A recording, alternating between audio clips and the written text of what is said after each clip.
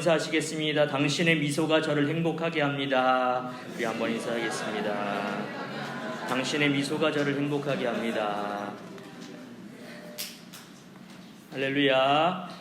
오늘 치노밸리 아름다운 교회에서 우리 성도님들과 함께 행복한 만남을 허락해 주신 하나님께 너무나 감사드립니다. 제가요 이제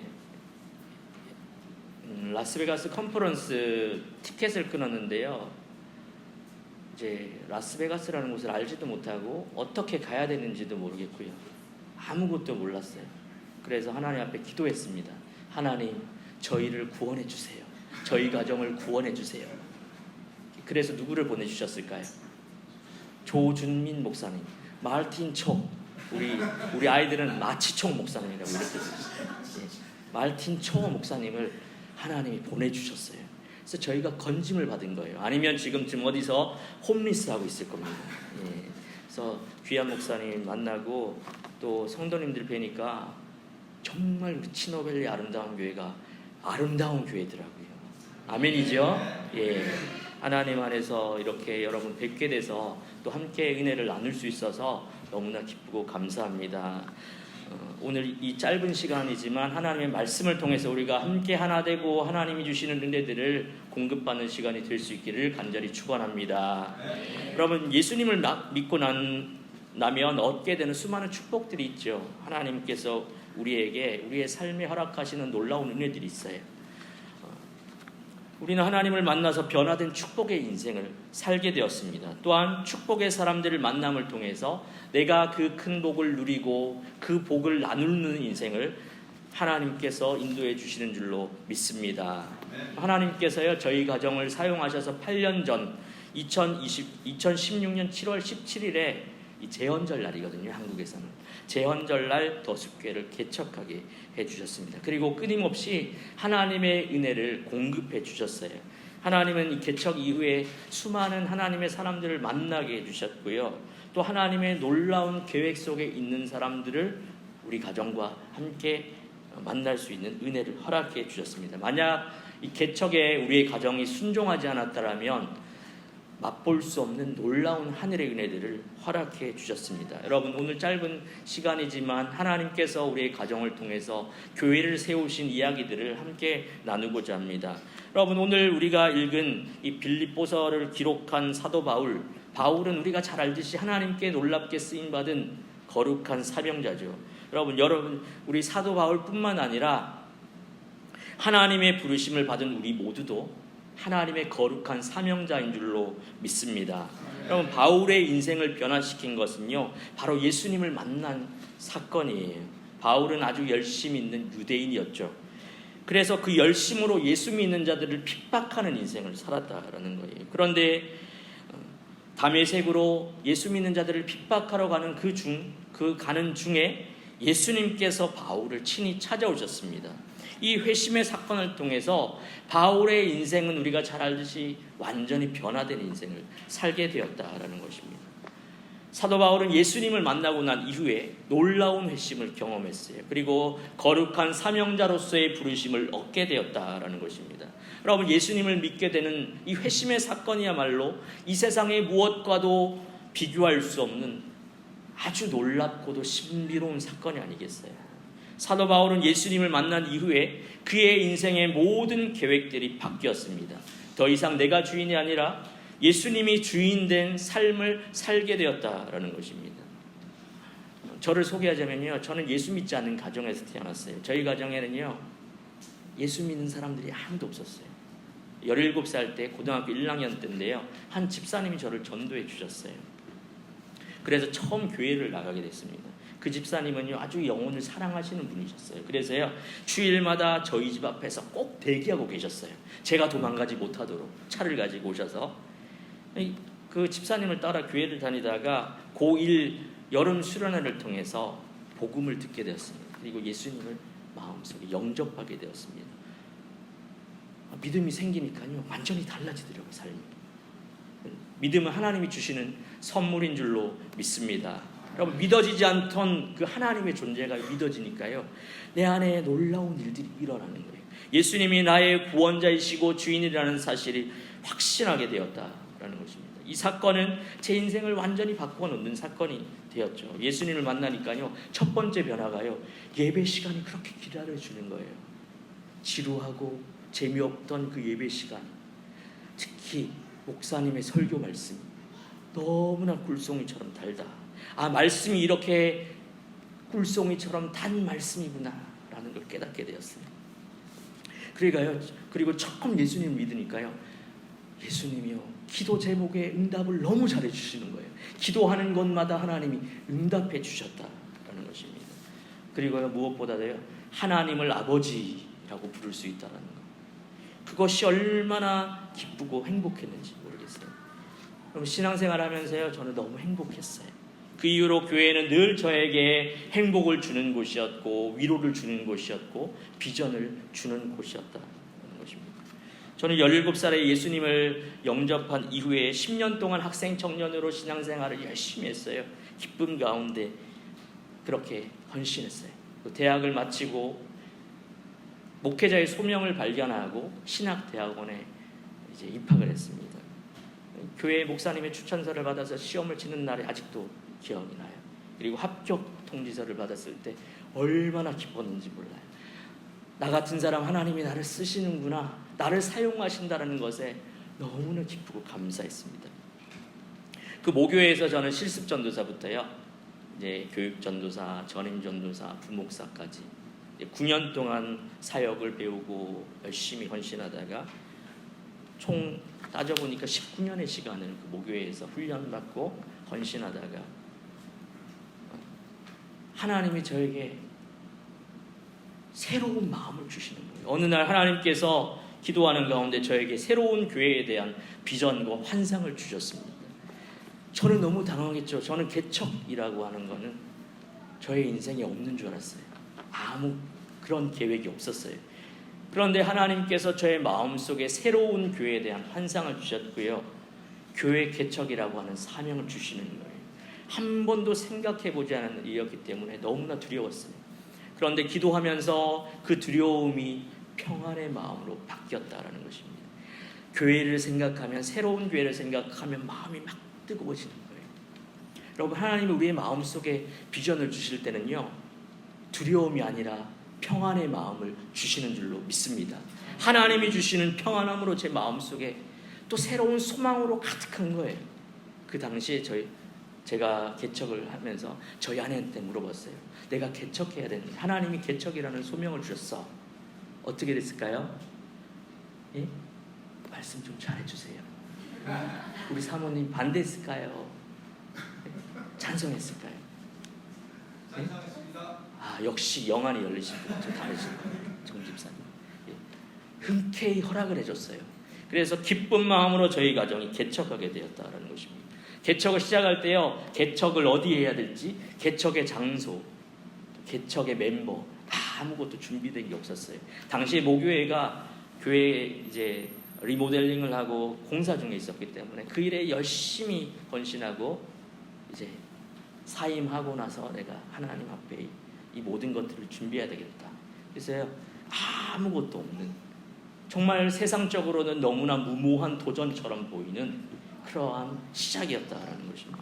여러분, 하나님의 말씀을 보니까요, 성경을 보니까요, 믿음의 삶은 모험인 줄로 믿습니다. 여러분, 믿음의 삶이 얼마나 무모해 보이는 도전이에요. 여러분, 창세기 12장에 보니까요, 하나님께서 인생의 모험을 또한 허락하신 사람이 나오더라고요. 바로 아브라함이에요. 여러분, 창세기 12장 1절에 이렇게 얘기하죠. 여호와께서 아브라함에게 이르시되 너의 고향과 친척과 아버지의 집을 떠나 내가 네게 보여줄 땅으로 가라. 여러분, 하나님이 아브라함에게 약속을 하셨죠. 아브라함, 너를 통해서 큰 민족을 이루게 하겠다. 너의 이름을 창대하게 하고 복을 주겠다 말씀하셨어요. 그렇지만 하나님이 지시한 땅, 하나님이 보여줄 땅은 아직은 뭐예요? 아브라함의 입장에서는 보여진 땅일까요? 보여지지 않은 땅일까요? 아브라함에게는 아직 보여지지 않은 땅이었어요. 아브라함에게 있어서는 인생의 모든 것을 걸어야 될 만한 너무나 무모해 보이고 불확실한 도전이었다라는 것입니다. 우리가 아브라함의 인생을 알잖아요, 그죠? 아브라함의 인생의 그 무모한 도전을 시작으로 해서 하나님이 그를 통해 놀라운 복들을 허락해 주셨죠. 하나님의 말씀대로 순종한 아브라함에게 복을 주셨죠. 여러분, 하나님이 우리에게 말씀하셨다라면 아직 보이지 않는 땅이라고 할지라도 우리가 믿음의 걸음을 뗄 수 있기를, 그러한 용기가 있기를 간절히 축원합니다. 여러분, 더숲교회의 첫 시작은 그렇게 무모해 보였어요. 불확실한 출발이었습니다. 교회를 사임하고요, 그 다음 주부터 부모님 댁에 6인용 라이프타임 책상을, 테이블 하나 샀어요. 그리고 의자 6개를 샀습니다. 그걸 세팅해놓고 예배를 아이들과 함께, 부모님과 함께 시작했어요. 더숲교회가 가정에서 예배 드릴 때 그때도 너무나 행복했지만 예배 공간이 좀 필요합니다. 하나님, 우리가 예배 드릴 처소를 허락해 주세요 라고 기도했을 때 하나님께서 말씀 암송하는 엠마오 교회를 만나게 해주셨습니다. 그래서 그곳에 키즈센터 공간을 빌려주셔서 그곳에서 우리의 예배가 시작된 거예요. 하나님의 말씀을 순종하며 갈 때 하나님께서는 우리를 외면하지 않으시고 우리와 함께 하시는 줄로 믿습니다. 하나님께서 우리의 가정에 순종의 걸음을 뗄 때 하나님께서 일하셨어요. 그곳에서 하나님의 사람들을 만나게 해주셨고 교회가 필요한 가정들을 우리 가운데 보내주시는 거예요. 그래서 조금 가정들이 늘어나기 시작했고 함께 말씀 암송하고 하나님 예배하고 교제하면서 얼마나 행복했는지 몰라요. 이제 갓 개척한 목사가 무슨 설교를 얼마나 잘하겠어요. 설교를 못해도요 은혜 받는 길이 있더라고요. 저희 부모님이, 저희 어머니가 저희 아내와 제가 결혼하고 나서 이제 신앙생활을 시작하셨거든요. 교회 봉사해 본 일이 없어요. 근데 아들 목사 개척하니까 이제 주일 식사를 준비해야 되잖아요. 비빔밥 재료를 준비해서 하나하나 준비해서 교회 와서 예배드리고 그 음식을 먹는 순간 우리 성도님들이 은혜를 받기 시작하는 거예요. 막 너무 행복해하는 거예요. 얼마나 기쁘고 행복한 시간이었는지 모릅니다. 또 그 다음은요, 그 나라 어린이 도서관이라고 하는 지역의 도서관, 작은 도서관을 개척한 동기 목사님이 계세요. 그 목사님과 함께 협력 사역을 하면서 우리가 지역에 있는 믿지 않는 사람들과 접촉하면서 아주 행복한 또 다음 사역이 시작되었습니다. 그 지역의 도서관에 수많은 믿지 않는 사람들이 오는 거예요. 저희는 항상 믿는 사람들이 익숙했는데 믿지 않는 수많은 아이들과 엄마들이 몰려오기 시작하는 거예요. 그래서 그곳에서 저희 아내는 믿지 않는 엄마들하고 언니, 동생 하면서 모임을 시작했어요. 그래서 보드게임 모임도 하고 여러 모임들을 통해서 관계성을 확장할 수가 있었습니다. 더숲교회가 2020년도에 이제 독립된 공간을 마련했거든요. 우리만의 공간을 마련했을 때 가장 먼저 축하한다라고 축하해 준 사람들이 있어요. 그 사람들이 바로 이 도서관에서 함께 모임을 했던 동네 엄마들이에요. 이 엄마들이 예쁜 꽃 화분을 들고 와서 축하해 줬어요. 그 꽃 화분에 이런 글귀가 붙여져 있었습니다. 마키아토 같은 교회 되세요. 여러분, 마키아토 아세요? 커피인데요, 달달한 커피예요. 달달한 행복한 교회 되세요. 이런 거예요. 교회를 알지 못하는 이 엄마들이. 더숲교회는요, 개척을 시작하는 날부터 늘 행복했어요. 한순간도 행복하지 않은 날이 없었어요. 왜냐하면 비록 작은 숫자가 있었지만 그 가운데 하나님이 함께 하셨기 때문입니다. 하나님이 우리의 예배 가운데 풍성한 은혜를 주셨기 때문에 늘 기쁘고 행복할 수 있었다라는 것입니다. 저희 교회는요, 여러 사연을 가진 가정들이 모였어요. 교회를 찾지 못해서 힘들어하는 가정, 그리고 또 청각장애를 가진 가정도 있고요. 새로운 교회를 섬기기 위해서 헌신된 마음을 가지고 찾아준 가정도 있어요. 이렇게 교회 공동체의 가정들이 더해지고 공간이 채워질 때 하나님께서 우리 교회에 또 단독 공간을 허락해 주셨다는 것입니다. 2020년 1월에 30평 되는 아름다운 조그마한 공간을 우리가 얻었는데요. 이제 그 공간에 필요한 것들 있잖아요. 강대상도 필요하고 이 강단도 필요하고, 저희 교회에는요, 저와 함께 성경 연구를 하는 2주에 한 번씩 모임을 하는 목사님들이 계세요. 이 선배 목사님들이 저희 교회가 이제 개척해서 단독 공간을 마련했다라고 하니까 솔선수범해서 제가 부탁드리지도 않았는데 그 모든 공사 공구들을 가지고 와서 직접 목수질을 하면서 공사를 도와주셨습니다. 장 목사님 이건 이렇게 하면 되고요. 조명은 이렇게 하면 되고요. 이건 어떻게 하면 좋아요. 제가 아무것도 모르는 그런 초보 개척교회 목사잖아요. 하나님께서 귀한 선배 목사님들을 통해서 모든 것들을 준비해 주셨습니다. 그리고 2020년 2월 2일이에요. 그날 처음 예배 드렸어요. 얼마나 감격스러웠는지 몰라요. 비록 보잘것없고 부족한 공간이지만 그곳에서 예배 드렸는데 우리 성도님들이 얼마나 좋아했는지 몰라요. 그래서 예배 드리고 교제하고 그곳에서 노는데요. 저녁 때도요. 집에를 안 가시는 거예요. 너무 좋아서, 너무 기뻐서. 예. 그렇게 감격스러웠는데요. 근데 이게 무슨 일인지 모르겠어요. 새로운 공간에서 3주를 예배 드렸는데 3주 뒤에 여러분 들어보셨어요? 코비드19라고 코로나 바이러스가 이제 한국 땅을 덮친 거예요. 특별히 여러분 이 코로나가요. 대구에서부터 시작된 거 아세요, 여러분? 3주를 예배 드리고 이제 뉴스에서 바깥으로 나오지 마세요. 아이들 학교로 못 가고요. 모든 것이 스톱이 됐어요. 당연히 예배 모임도 멈춰졌죠. 베트남에 있는 선교사님, 우리 동기 목사님이 전화가 왔어요. 장 목사님, 대구가 세계적인 도시가 되었습니다. 베트남 사람들도 이제 대구를 압니다. 코로나 바이러스 때문에요. 이게 정말 어려운 시간들을 보냈어요. 예배당에 혼자 앉아 있는데요. 너무 눈물이 나더라고요.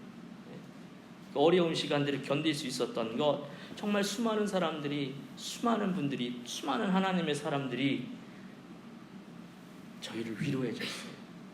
다시 일어날 수 있도록 힘을 주셨어요. 사랑을 주셨어요. 그 어려움을 잘 견디고 이겨냈을 때 하나님께서 우리 교회에 더 큰 사랑과 은혜들을 허락해 주셨습니다. 여러분, 하나님은요 오늘도 우리를 통해서 일하시는 분이심을 믿습니다. 저는 교회를 바라보면서 하나님의 일하심을 바라봐요. 목사인 내가 하는 것이 아니라 목회는 하나님이 하시는 거구나. 교회를 세우시는 분은 한 개인이 아니라 하나님이시구나. 하나님의 놀라운 인도하심과 은혜들을 경험하게 되었습니다. 여러분, 하나님은 광야를 걷는 우리의 인생을요 절대로 홀로 내버려 두시는 분이 아니시다라는 사실을 꼭 기억할 수 있기를 원합니다. 광야가 여러분 우리에게 힘든 곳이죠. 그러나 광야 가운데서도 행복할 수 있는 것은 바로 하나님의 동행하심, 하나님의 함께하심이 있기 때문입니다. 여러분, 그 하나님의 동행하심을 붙들고 광야 같은 우리의 인생길을 행복하게 걸어가는 우리 모두가 될 수 있기를 간절히 축원합니다.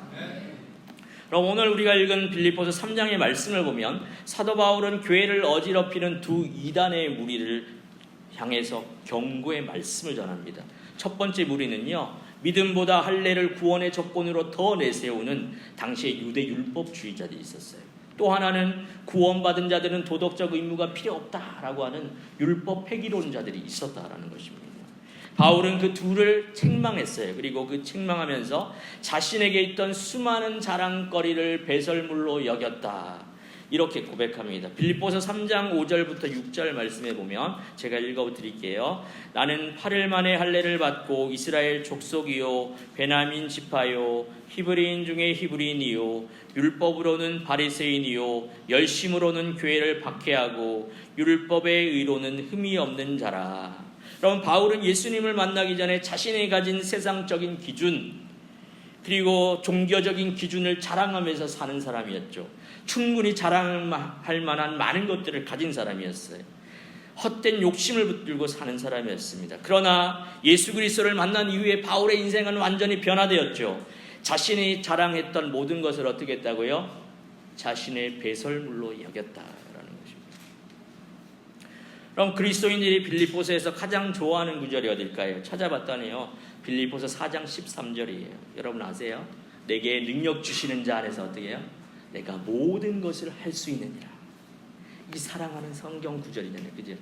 집집마다 그거 붙여놨어요. 그래서 사람들은 이 말씀을 보면서 예수님을 믿으면 내가 원하는 모든 것을 얻을 수 있을 것이다 라고 오해를 합니다. 그러나 여러분, 이 말씀을 보려면요 13절보다 더 중요한 11절부터 12절의 말씀을 봐야 되는 거예요. 뭐라고 기록되어 있습니까? 내가 궁핍함으로 말하는 것이 아니니라. 어떠한 형편에든지 나는 자족하기를 배웠노니 나는 비천에 처할 줄도 알고 풍부에 처할 줄도 알아. 모든 일 곧 배부름과 배고픔과 풍부와 궁핍에도 처할 줄 아는 일체의 비결을 배웠노라. 그럼 이 말씀 속에 담겨있는 바울의 진짜 고백은 뭘까요, 여러분? 하나님이 자신에게 허락한 모든 삶의 환경 속에서 만족했다라는 거예요. 자족의 은혜를 누렸다라는 것입니다. 개척을 통해서 깨닫게 된 또 다른 은혜는 바로 자족의 은혜였습니다. 개척의 시작부터 지금까지 하나님은 우리의 가정의 필요를 채워주셨어요. 조금도 부족함이 없는 만족한 은혜를 누리게 하셨습니다. 특별히 이제 지난주에 저희가 8주년 예배를 드리고 왔거든요. 8주년 예배에 하나님께서 큰 선물을 주셨는데 미국 일정이에요. 하나님께서 우리의 가정에 미국 일정을 허락해 주셨어요. 저는 평생에요, 저희 친구들이 미국에 유학을 가더라도 그거는 남의 일이지, 나는 미국에 갈 일이 없지, 이렇게 생각했거든요. 저희 아이들도 항상 저한테 아빠 우리는 언제 여행 가? 조금만 기다려봐라. 그러니까 하나님께서 미국 일정을 허락해 주시는 거예요. 그래서 제가 목에 힘을 줄 수 있는 아빠가 되었습니다. 하나님은요 정말 세밀한 분이세요. 우리가 생각하는 것보다 더 세심한 분이세요. 우리 가정에요 정말 쌀이 떨어졌을 때 하나님이 정말 쌀을 보내주셨어요. 물질이 필요하면요 신기하게도 그달에 꼭 필요한 물질을 하나님이 공급해 주시는 거예요. 개척하니까요 알지 못하는 무명의 사람들이 제 계좌에 돈을 보내주기 시작합니다. 어느 날은 통장에 무명의 이름으로 헌금이 오기도 하고요. 또 이스라엘 백성들에게 매일 만나를 공급해 주시는 것처럼 하나님께서 우리의 가정에 놀라운 은혜들을 경험하게 해주셨습니다. 그럼 개척하면서요 우리 문 집사님이 저를 보면서 목사님 고생 하나도 안 해본 것 같아요. 정확하게 하셨어요. 제가 고생해본 얼굴입니까 아닙니까? 예? 고생해본 얼굴입니까? 우리 아들이 화이팅. 네. 저희 부모님이 열심히 저를 키워주셨어요. 그래서 저는 부족한 거에 진짜 없었어요. 살면서 저희 어머니가요 꼭 필요할 때 쓰라고 저한테 신용카드 주셨거든요. 대학생 때부터. 그럼 필요하면 쓰는 거예요. 네. 가장 가난해졌을 때가 언제일까요? 목사가 되고부터 가장 가난해졌습니다. 네. 개척하니까요 뭔가 또 일을 할 수 있으면 좋겠다. 교회 안에만 또 있으니까요. 개척교회는 정말 아무도 찾아오질 않더라고요. 그래서 내가 나가야 되겠다 이렇게 마음을 먹었어요. 그러니까 하나님이 또 많은 사람들을 만나게 해주셨어요. 때로는요 어린이집에 유아 체육교사 그런 거 아세요? 한국 어린이집에는요 아이들을 놀아주는 선생님이 계세요. 유아 체육교사예요. 여러 교구들을 가져가서 놀아주는 거예요. 목사는 교회에서 잘 놀아봤잖아요, 애들이랑. 태권도장에도요 가서 아르바이트를 해봤어요. 태권도장에 가니까요 관장님이요 이제 제가 왔다니까 너무 좋아하는 거예요. 태권도복을 입고요 검은 띠를 띠니까요 저 태권도 못하거든요. 아이들이 사범님 이렇게 하는 거예요. 그곳에서 아이들하고 또 노는 거예요. 거기서도 해봤고요. 아파트에 또 택배 배달도 해봤어요. 배송하면서 교회에서 저는 사역했잖아요. 평생. 사회생활 안 해봤거든요. 그 일을 해보면서 비로소 성도님들의 삶을 이해하게 된 거예요. 우리 집사님들이 얼마나 열심히 일해서 이렇게 헌금해 주시는지 그걸 정말 깨닫게 됐습니다. 지금은요 저희 아내랑 발달장애 아이들을 주중에 돌보는 파트타임으로 그러한 일을 하고 있습니다. 우리 그 발달장애 아이들이요 몸은 어른이에요. 근데 수준은 초등학교 1, 2학년이에요. 그 아이들이 얼마나 순수한지 모르겠어요. 그 아이들을 통해서 하나님은 저의 눈을 열어서 하나님의 나라를 보게 해주셨습니다. 그 아이들은요, 짜장면 한 그릇을 먹어도 얼마나 행복해하는지 몰라요. 그 아이들과 함께 정말 행복한 시간, 하나님의 나라를 발견하는 시간들을 보내고 있습니다. 그럼 더숲교회는요, 특징이 있다면 매주 아이들부터 어른까지 말씀을 암송해요. 조주민 목사님이 저한테 이제 말씀 암송에 대해서 좀 이렇게 교회에서 적용한 걸 이야기해달라는데, 제가 유튜브 보고 깜짝 놀랐잖아요. 저희 교회보다 더 암송을 열심히 하는 교회가 바로 치노벨리 아름다운 교회더라고요. 예. 예, 아멘입니까? 예. 우리 아이들부터 어른까지 얼마나 열심히 하시는지 몰라요. 저희들도요, 매주 말씀을 암송해요. 저희 가정에 말씀 암송 열심히 하는 가정이 있거든요.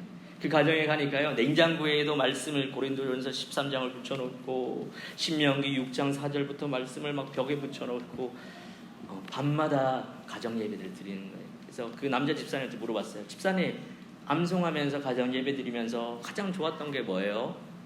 그러니까 그 집사님이 아이들과 암송하고 그날 있었던 이야기들을요, 누워서 같이 나눈다는 거예요.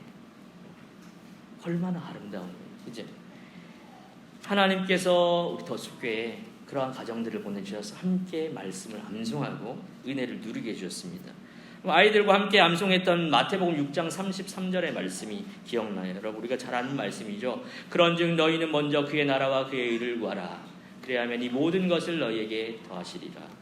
여러분, 하나님은 우리의 필요를 채워주시는 분이신 줄로 믿습니다. 또 그 풍성한 은혜 속에서 자족의 비결을 알게 해주시고 깨닫게 해주시는 분이시다라는 것입니다. 여러분, 바울의 고백처럼 우리의 삶 가운데 이러한 놀라운 고백들이 넘쳐날 수 있기를 간절히 축원합니다.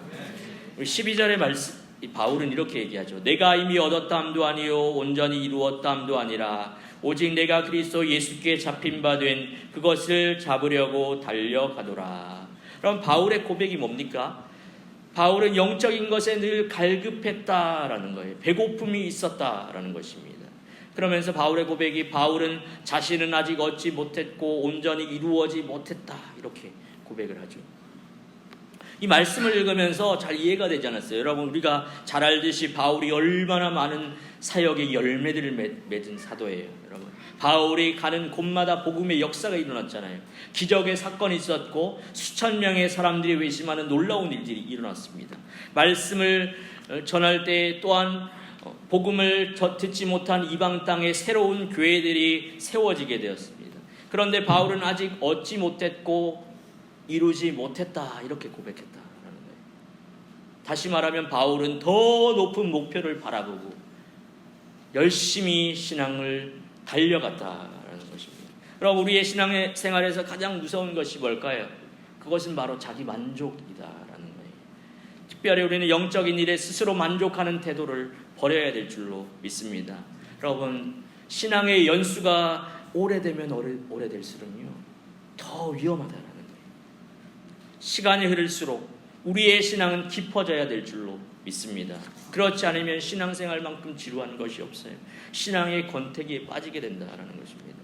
여러분, 우리가 교회를 얼마나 다녔느냐, 과거에 어떤 훈련을 받았느냐 보다 더 중요한 것이 있어요. 그것은 바로 내가 지금 영적으로 자라고 있는가라는 거예요. 내가 하나님을 더 알아가고 있는가라는 것입니다. 내 마음속에 하나님을 향한 갈망이 있는가, 내 마음속에 영적인 배고픔이 있는가라는 것입니다. 여러분, 우리 안에 그리스도를 닮아가고자 하는 열망, 그리스도 안에서 영적인 충만함을 공급하고자 하는 기대감과 소망으로 충만할 수 있기를 간절히 축원합니다. 여러분, 목회자도 늘 영적인 성장이 필요하다라는 거예요. 저는 개척을 통해서 정말 목사가 된 것 같아요. 그 전에 알지 못했던 그 영혼을 향한 사랑, 한 영혼을 향한 사랑을 제가 배웠어요. 개척을 통해서 비로소 영혼을 향한 목자의 마음, 예수님의 마음을 알게 되었다는 것입니다. 성도를 바라볼 때 한 영혼으로 바라볼 수 있게 되었다라는 거예요. 여러 사람 중에 하나가 아니라 소중한 한 사람, 주님이 기뻐하시는 소중한 한 영혼이 보여지기 시작했다라는 것입니다. 교회 한 영혼이 오면요, 맨발로 쫓아가는 거예요. 교회를 방문하는 사람이 있어도 얼마나 행복한지 모르겠어요. 개척교회 목사가 되니까요, 제가 평소에 거짓말을 했던 것이 생각나더라고요. 우리가 이렇게 거짓말 하잖아요. 어떤 집사님 바라보는, 집사님 제가 기도하겠습니다. 집사님을 위해서 기도할게요. 근데 뒤돌아보니까 기도 안 했더라고요. 근데 개척교회 목사가 되니까요, 진짜 기도가 얼마나 중요한지를 알게 되었습니다. 왜냐하면 성도들을 향해서 하는 그 기도가 얼마나 큰 능력인지, 얼마나 큰 은혜인지를 알기 때문입니다. 하나님 앞에 서니까요, 저의 무능함을 알겠어요. 저는 해결할 수 없지만 하나님은 해결해 주실 수 있는 분이시기 때문에 하나님을 의지할 수밖에 없다라는 거예요.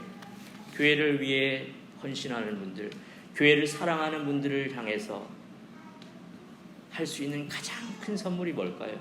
여러분, 기도하는 것인 줄로 믿습니다. 여러분, 우리가 그러한 기도의 동력자가 될 수 있기를 간절히 축원합니다. 바울이 거룩한 사명자로 부름을 받은 이후에 그의 인생의 목표는 하나였어요. 바울은 오직 그리스도를 더 알기를 원했다라는 것입니다. 또 그리스도를 아는 지식을 가장 고상한 것으로 여겼다라는 거예요. 그래서 바울은 그것을 위해서 어떻게 해요? 자신이 지금까지 사랑했던 모든 것을 버렸다라는 거예요. 그리고 자신이 자랑하던 것을 배설물로 여겼다라는 것입니다. 왜냐하면 바울은 자신의 인생에서 가장 위대한 그리스도를 발견했기 때문인 줄로 믿습니다.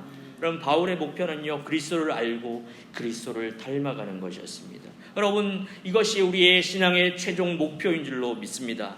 그럼 바울은 그리스도를 아는 것이 삶의 가장 큰 목표였어요. 여러분. 저는 30살에 결혼했는데요, 제 아내가 어떻게 만났는지 궁금하시죠? 예, 그렇다라고 좀 해주세요. 제 아내와 저는 같은 교회 출신이거든요. 그래서 같은 청년부 출신이에요. 그래서 제가 21살 때 우리 예쁜 자매가 하면 교회에 오더라고요. 영덕이라는 곳에 살다가 대구로 오면서 저희 교회를 오게 됐어요. 그러니까 21살 때부터, 제가 21살, 20살일 때부터 오빠 동생 사이가 된 거잖아요. 그죠? 오빠 동생 사이. 제 아내가 22살에 저에게 고백을 했어요. 좋다고. 제가 어떻게 했을까요? 제가 겁없이 차버렸거든요. 예, 좀 웃으세요. 이게 안 웃는다더니 진짜 안 웃는다. 그 지금도 껄끄러운 일이 일어나면 저희 아내가 얘기합니다. 당신이 나를 찾잖아. 그럼 쟤는 죄인이 되는 거예요. 그것이 저의 인생의 가장 큰 올무가 될 줄 몰랐어요. 29살에 제가 주일학교 전도사가 되었거든요. 유년부 전도사가 되었을 때 저희 아내가 교사로 헌신했어요. 그래서 제가 지금 요즘도 얘기합니다. 당신이 교사로 헌신하지 않았으면 나는 당신을 만날 수가 없었어. 우리는 결혼할 수가 없었어. 하나님께서 그곳에서 만나게 해주셔서 결혼하게 해주셨습니다. 저는요, 제 아내를 오랜 시간 알고 있었잖아요. 그죠? 오랜 세월을 지켜보고 있었어요. 그래서 제 아내를 아주 누구보다도 잘 안다라고 생각했어요. 그런데 그게 아니었어요. 결혼하고 나니까 어땠을까요? 제가 알던 여자가 아닌 거예요. 좀 웃으세요. 결혼하고 나니까 서로 모르는 게 너무 많더라고요. 결혼 생활은요, 서로 알아가는 거죠, 여러분. 서로를 알아가면서 사랑이 더 깊어지는 거죠, 여러분. 여러분, 우리의 신앙생활도 마찬가지죠. 하나님과 사랑의 관계가 시간이 지나면 지날수록, 세월이 더할수록 어떻게 해요? 그분을 알아가고 그분 안에 주시는 풍성함을 누리고 은혜를 경험하는 것인 줄로 믿습니다. 여러분, 신앙생활을 10년, 20년 했다라고 해서 신앙의 전부를 알았다라고 그러한 교만을, 그러한 어리석음을 버릴 수 있기를 간절히 축원합니다. 여러분, 우리가 그리스도를 알아갈 때, 그분 안에서 주시는 풍성한 은혜들을 체험할 때 비로소 세상에 우리가 사랑했던 모든 것들을 포기하게 된다라는 것입니다. 사도 바울과 같이 그리스도를 알아가는 것, 그리스도를 닮아가는 것, 그것이 우리의 삶의 가장 큰 목표가 될 수 있기를 간절히 축원합니다. 하나님은 예수님을 통해서 우리를 거듭나게 해주셨고 우리를 거룩한 사명자로 부르셨어요. 우리가 날마다 예수 그리스도를 알아가고 닮아가는 인생이 될 수 있기를 간절히 축원합니다. 더 높은 영적인 목표를 향해서 달려가는 경주자가 될 수 있기를 간절히 축원합니다. 여러분, 또한 하나님이 우리에게 주신 각자의 맡겨주신 사명의 자리가 있을 거예요. 그 자리에서 끝까지 충성되게 하나님의 영광을 나타내는 하나님의 종들이 될 수 있기를 간절히 축원합니다. 아멘. 기도하겠습니다.